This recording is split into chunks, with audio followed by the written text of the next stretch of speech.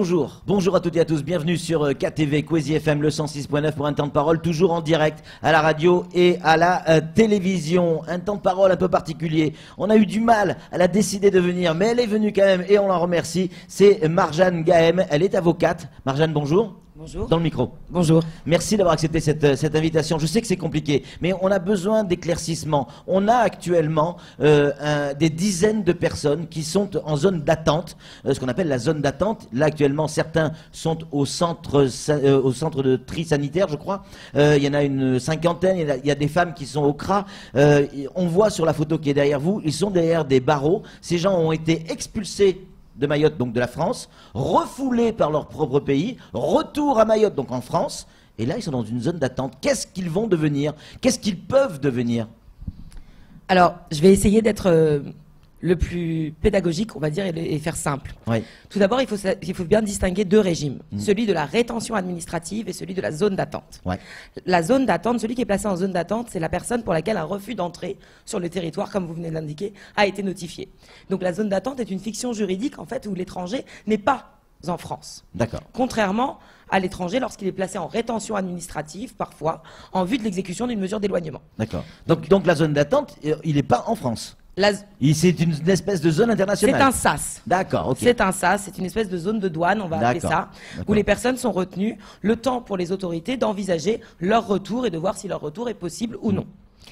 Donc, mais ces personnes, là où c'est un petit peu particulier, c'est qu'elles sont placées en zone d'attente à la suite d'une mesure d'éloignement sur le territoire. Donc pour certaines d'entre elles, elles ont peut-être un droit au séjour, en réalité, à Mayotte. Et c'est le cas notamment d'une personne que j'ai pu défendre cette semaine, qui était parent d'un enfant français, qui est toujours parent d'un enfant français. Oui.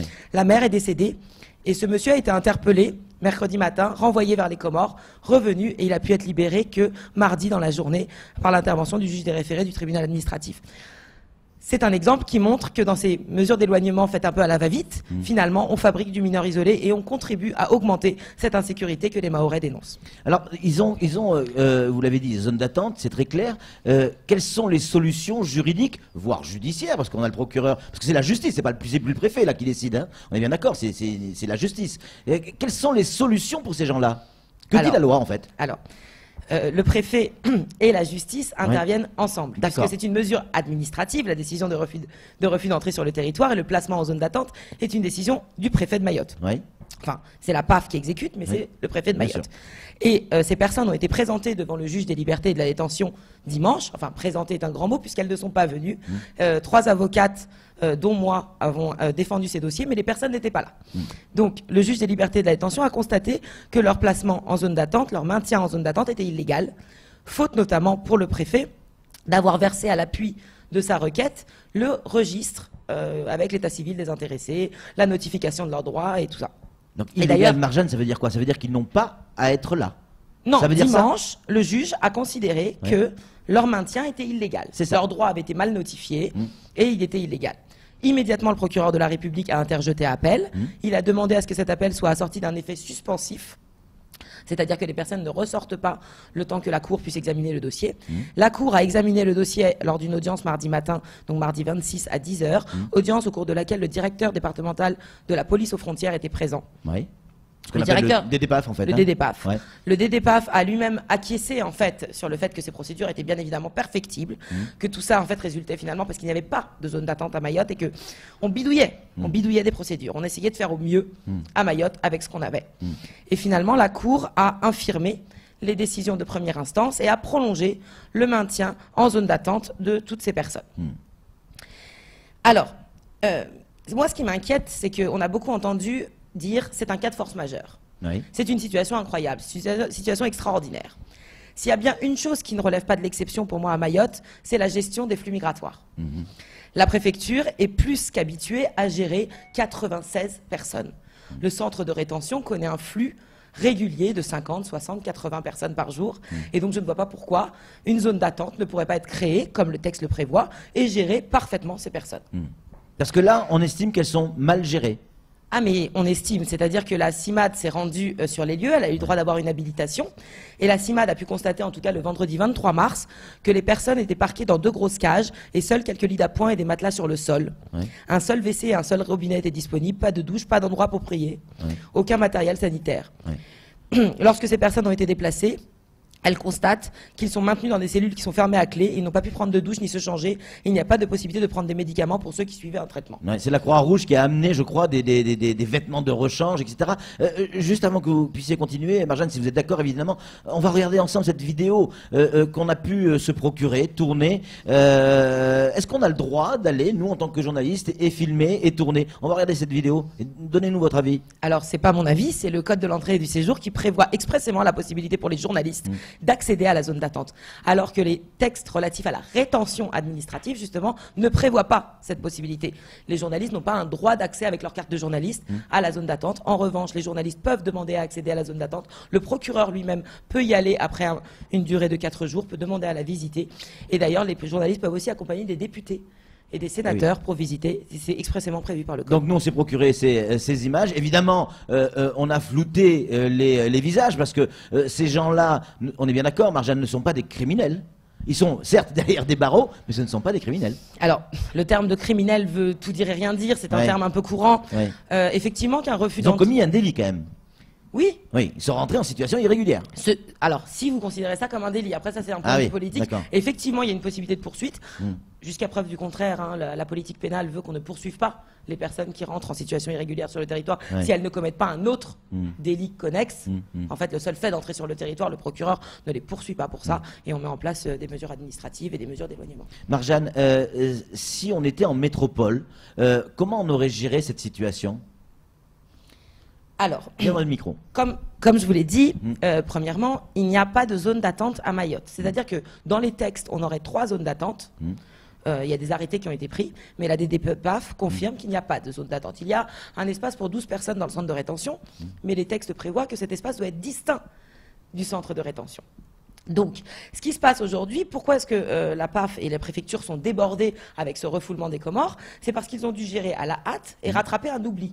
En fait, si je peux me permettre une comparaison hasardeuse, excusez-moi, c'est comme si demain le tribunal décidait d'envoyer en détention 50, 100 personnes suite à une émeute ou à des faits extrêmement graves et qu'on aurait une maison d'arrêt qui pourrait accueillir que 10 personnes. Ah oui, effectivement. On est en fait dans ce cas de figure-là. On est dans un cas de figure où la préfecture a sciemment pas, le ministère de l'Intérieur, mis les moyens pour créer cette zone d'attente et donc du coup a créé ce qu'on appelle des zones d'attente ad hoc. C'est quoi la zone d'attente ad hoc que les associations appellent zone d'attente sac à dos? C'est peut-être un peu plus simple. C'est la possibilité pour l'administration de créer par des arrêtés, ce qu'elle a fait là, des zones d'attente extraordinaires. Cette possibilité, elle a été prévue au lendemain du printemps arabe en 2011, puisque la France disait avoir des arrivées massives sur son territoire et l'administration avait besoin de pouvoir gérer lorsque les personnes arrivaient en dehors d'un point de passage frontalier. Je ne sais pas si vous me suivez, ce qui signifie en fait que les quoi ça, en dehors d'un passage frontalier. Sauf qu'à Mayotte, pour une raison, et là je vous laisserai interroger les autorités compétentes, pour une raison que j'ignore, les personnes qui arrivent en quoi ça ne sont pas placées en zone d'attente.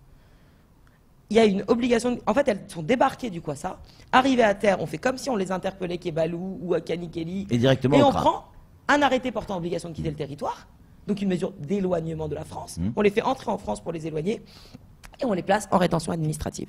Alors que si elles étaient placées en zone d'attente, peut-être qu'on en créerait une zone d'attente. Comment on peut gérer ce problème? Comment on peut le régler? Là maintenant on est au-delà de l'aspect juridique, mais comment on peut le régler? Il faut forcément qu'on puisse s'entendre avec les Comores pour pouvoir protéger nos frontières, selon vous? Mais alors, moi, c'est des questions sur lesquelles j'aurais du mal à vous répondre. Tout ce que je peux vous dire, c'est que effectivement, la situation de Mayotte est particulière et que sur la question des éloignements vers les Comores, elle n'est pas aussi simple, puisque pour éloigner une personne vers un pays étranger, il faut encore un accord de réadmission où il faut que l'autorité consulaire du pays délivre un sauf-conduit. Ce qu'on a en métropole avec tous les pays. Voilà, avec la plupart des pays, on a une entente et d'ailleurs... Donc ce qui se passe aujourd'hui à Mayotte, on ne le retrouverait pas en métropole. En tout cas, pas comme ça. Pas comme ça. Vous pouvez le retrouver dans certains cas quand l'autorité consulaire dit vous n'avez aucune preuve que ce ressortissant est bien un ressortissant de mon pays. Et d'ailleurs, vous entendez souvent en métropole dire que les personnes sont placées en rétention jusqu'à la durée maximale de la rétention administrative et finalement elles sont relâchées faute justement d'avoir pu trouver le pays qui va les accueillir. Ça arrive, c'est une situation qui arrive. Il peut y avoir des tensions diplomatiques, notamment avec l'Algérie, il y en a eu, qui refusaient à un moment donné de prendre certaines personnes. Là, c'est bien différent, puisque si je devais pousser l'absurde, les 96 personnes du Gombassa, et on va plutôt parler des 72, ou plutôt 69, parce qu'il y en a 3 dont les problèmes de santé ont justifié une levée de la décision de maintien en zone d'attente, donc 69 adultes, 24 mineurs. Ces 69 adultes, on n'a même pas un état civil précis. Alors moi, j'aimerais bien qu'on me démontre qu'elles sont toutes vraiment nées à Anjouan, puisque le registre qu'on nous a communiqué dit « né à Anjouan », sans aucune autre précision. Moi, dans ces personnes-là... Peut-être c'est du déclaratif, peut-être qu'elles ont dit, ces personnes, je suis né en juin. Peut-être, peut-être pas. J'aimerais bien voir les procédures d'éloignement qui ont été établies à l'origine avant qu'elles soient renvoyées vers les Comores. Et ça, elles ne nous ont pas été communiquées. Pour le cas du père d'un enfant français, en tout cas, il était né plus précisément à Wani, il était pas né à Anjouan, et là, actuellement, on a une jeune fille qui a fait toute sa scolarité à Mayotte. Du CP au CAP, et qui est mère d'un enfant français, et qui est pour l'instant en zone d'attente. Je viens de l'apprendre de la part de la CIMAD hier soir. Donc cette personne n'a rien à faire en zone d'attente, et encore moins, elle ne devait pas faire l'objet d'une mesure d'éloignement. Selon vous, et sous forme de conclusion, parce que c'est déjà la fin, Marjane, qu'est-ce que ces gens peuvent devenir? Est-ce qu'ils peuvent être relâchés? Ils vont pas rester toute leur vie dans ce stockage? Alors non. C'est impossible. Non. Le délai de maintien en zone d'attente est de maximum 20 jours. Ouais. Donc là, on approche. Voilà, ils ont été placés en zone d'attente le 22. Le mardi, la Cour a prolongé pour une durée de 8 jours. À voir ce qui va se passer. Et possibilités, c'est quoi? Ah bah les possibilités, ça va être d'organiser leur renvoi peut-être vers les Comores. S'ils veulent pas. Si les Comores veulent pas? Ben c'est le cas là. Mais a priori, les Comores auraient, je dis bien auraient, admis des personnes dans le cadre de départ volontaire. C'est terminé depuis hier soir. S'ils ne veulent pas, bah, il va falloir effectivement se poser à table et avoir une véritable négociation. Mais si vous me permettez juste, moi je dirais que cet exemple, en fait, il montre à quel point le territoire de Mayotte souffre d'un réel abandon de l'État. Et là, je me fais l'écho peut-être des Mahorais qui, des fois, pensent qu'on va accorder trop de droits aux étrangers. Défendre le droit des étrangers, c'est défendre l'état de droit. Et lorsqu'on se bat pour l'égalité réelle, il faut se battre pour l'égalité réelle de tous. Merci beaucoup. Merci infiniment, Marjane, d'avoir accepté cette invitation. Je sais que c'était pas évident. Vous l'avez fait. Sincèrement, je vous en remercie. C'est tout pour ce temps de parole. Tout de suite, la suite de nos programmes.